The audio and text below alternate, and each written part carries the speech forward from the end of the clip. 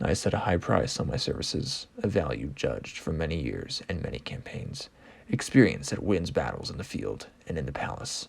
It's a game that I love, and I choose carefully to whom I offer my sword. In brief, I seek out those battles where the adventure races to overshadow the rewards, adventure to ease my boredom, reward to soothe my ambition. To the Lord who can satisfy these motivations, I pledge my sword, and the wisdom of countless battles that tempers its edge.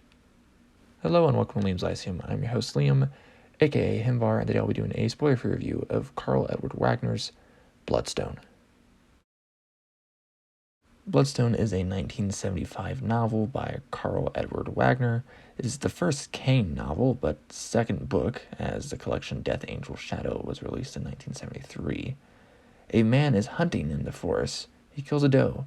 It's a very moody opening, and at the end of it, he finds a giant ring he wishes to sell. It seems to be silver with a green gem set upon it. It is not tarnished at all. Kane is introduced as a bandit, newly part of a band led by another man. They find this piece of jewelry, and both Kane and the chief want it. Imagine what happens next. The premise is that this ring is a relic that will enable Kane to rule the world.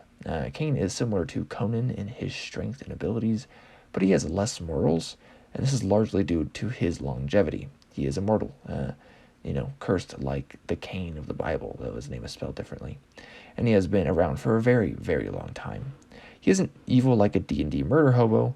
He is thoughtful and acts to his advantage and isn't some cartoon villain.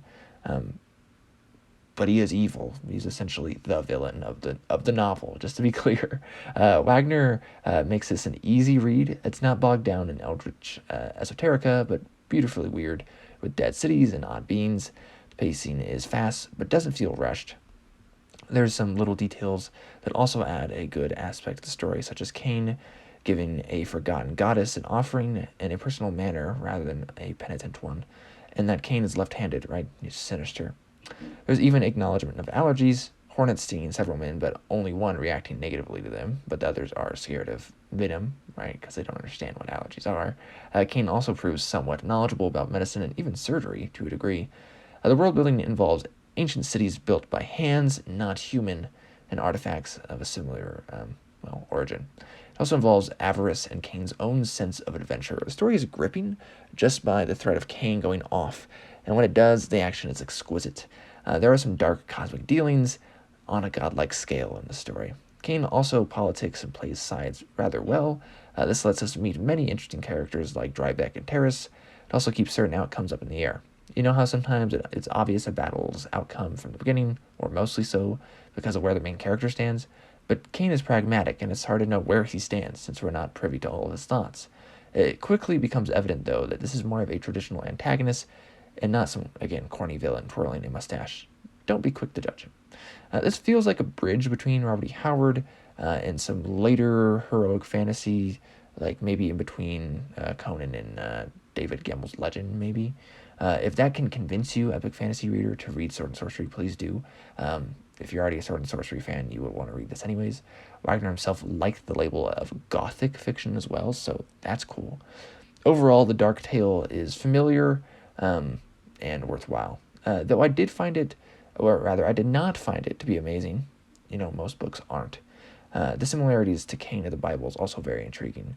My one gripe is that it lost my interest somewhat when the focus was less on Kane. There's certain parts where it kind of takes a step back, becomes a little bit more epic focus on these battles, and that's where, in some ways, it loses a lot of that Sword and Sorcery feel just for a minute. Because even Conan had these big epic battles sometimes, but it was always focused on him. And that made Conan work really well, right? You had this hero, even though there's big things going on, it's the hero that we're focused on. And you lose that focus a little bit with some of Kane at times, and that was a little boring, to be honest. So that was really my only gripe, though. For the most part, it's very good, and we're mostly focused on Kane. So anyways, Liam from Liam's Lyceum, I look forward to reading more Kane in the future, and more Wagner in general. I'll catch you next time.